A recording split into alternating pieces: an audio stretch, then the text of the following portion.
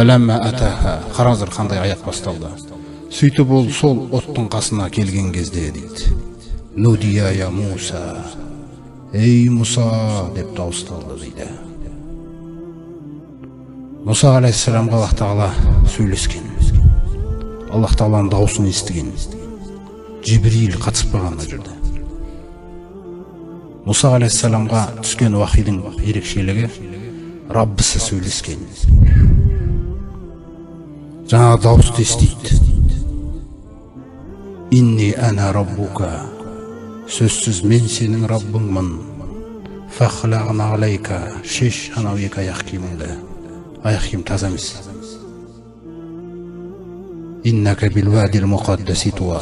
Сен қазір мына жерде қасиетті Туа ойпатында тұрсың. Мен осы жерді таңдадым дейді Алла Тағала. Саған уахи ету үшін.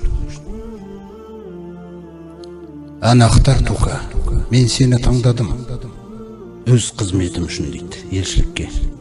Фастами лима юха. Не қараңыздар. Жақсылап тыңда. Өзіңе уахи етіліп отқан нәрсені. Уахидың жаңағы әуелгі талабы. Иннани ана Аллах. Сөзсіз мен Алламын. Ла иляха илlallah.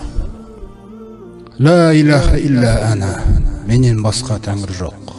Фа'будни. Маған құлшылық қыл. Ва ахимис салата ли зикри. Намазды мені еске алу үшін оқы. Инна сага ла атия. Сөзсіз қиямет сағаты келе жатыр дейді. Екінші негіз. Көріңіз бе қандай мәселе? Таухидтан кейінгі. Акаду ухфиха.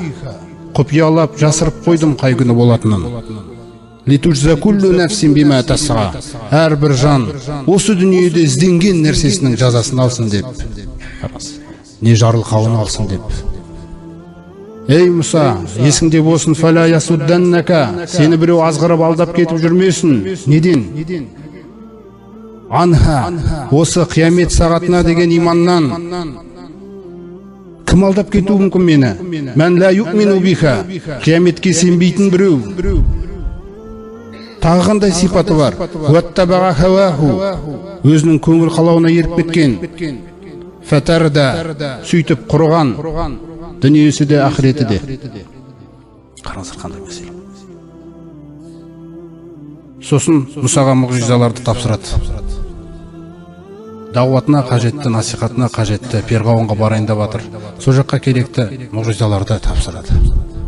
Сол кезде Раббысы сөйлеседі Мұсамен ары қарай. Ва ма тилка бияминика я Муса. Ей Мұса, мына оң қолыңдағы нәрсе не? Қараңыздар, адаммен сөйлесуі. Аллах Тағаланың жаңағы даналығын, рахымдылығын қараңыздар қандай. Адаммен қалай сөйлесіп отыр. Ей Мұса, мына қолыңдағы не? Әрине ол Аллах Тағала біледі оның қолындағы не екенін. Бірақ ана ішкі дүниесі шықсын деп жатыр уахиға. Өйткені бұған дейін ол әлі сөйлеген жоқ. Мұса. Көрдіңіз бе қандай?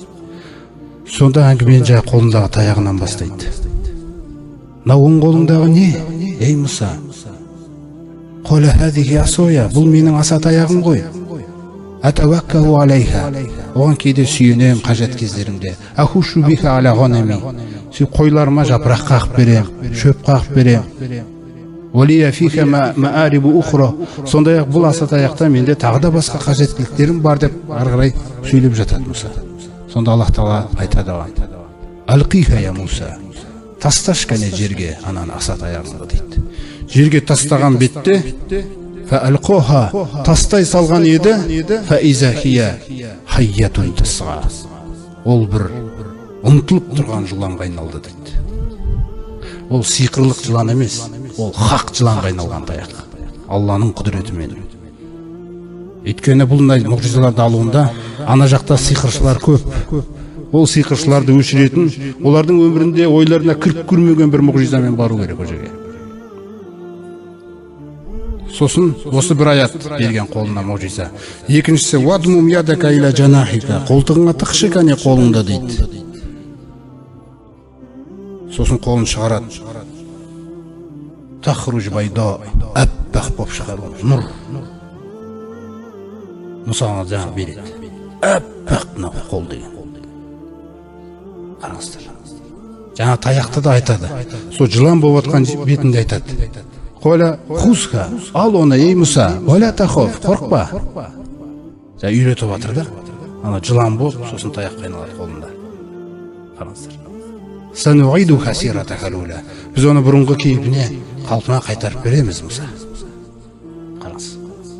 Таяқты жылан қайналдыру деген.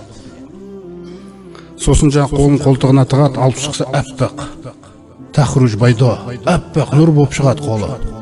Мен ғойри суин, денсаулыққа ешқандай зиян жоқ. Аятан ухра. Бұл саған тағы бір мұғжизамыз берген, ей Мұса. Міне, қандай.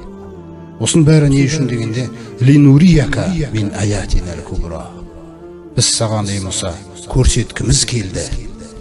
Үлкен аяттарымызды дейді. Қараңыздар қандай мәселе. Сол секілді Аллах тағаланың пайғамбарымыз Мұхаммед саллаллаху алейхи вассаламға да үлкен аяттарын көрсететін кезі келді. Алла тағаланың білімінде дана алғанда. Енді Мұсаның бағана Ибрахим өлілерді қалай тірілтесің деді ғой. Мұсаның да сұрағаны бар.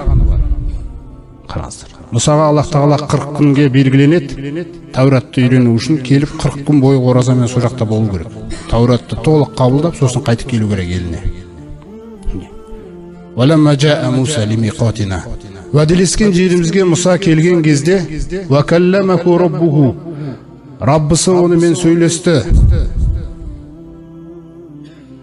Сонда Мұса, қола робби арини анзур илайк.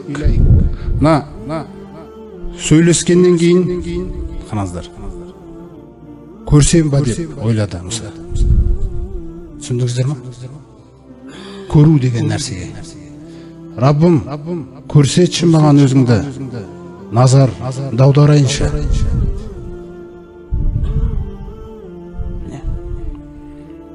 Бірақ бұл бағанағанау екі нәрсені біз дұрыс түсіну керекпіз. Жаңағы имансыз өтірік жүрген бір адамдардан сұрай беретін нәрсесі, ол бос нәрсе ол. Сөздер ма? Күпірлік мәселе. Бұл жерде ол нәрселер емес. Олар пайғамбарлар. Олар таниды Алла тағаланы. Сол танымның байланысының негізіндегі сұрап атқан сөзі. Раббым, маған өзіңді көрсетші, назар аударайыншы. Саған. Сонда Аллах тағала қала лән тарани. Сен мені ешқашан көре алмайсың, ей Мұса. Валакин, бірақ, унзур иләл жәбәли. Анау тауға қарашы. Сол тауға назарыңды сал дейді. Фә ин истақарра маканаху фасауфа тарани. Егерде ол тау орнында тұра алса, сосын соңырақ сен мені көре аларсың дейді. Фәләммә тәжәллә раббуху лил жәбәли. Сөйтіп жаңағы Раббысы тауға көрінген кезде, елестеген кезде, жағалаху дәкка. Тау құмға айналды дейді. Вахарра Муса сағиқа. Мұса құлады, есінен танды.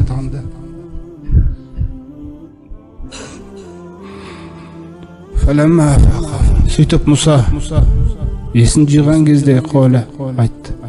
Субханака. Кемшілік сипаттардан пәк Раббым. Тубту илайка. Жаңағы сұраған нәрсемнен тәуба келтіремін, Раббым. Кешірші мені. Ва ана әуелул мұъминин. Сөзсіз мен бұндай құбылысты көрген әуелгі мұъминдерденмін дейді. Міне бұл Раббымыздың пайғамбарымыз жаңағы Мұса пайғамбарға көрсеткен мұғжизаларынан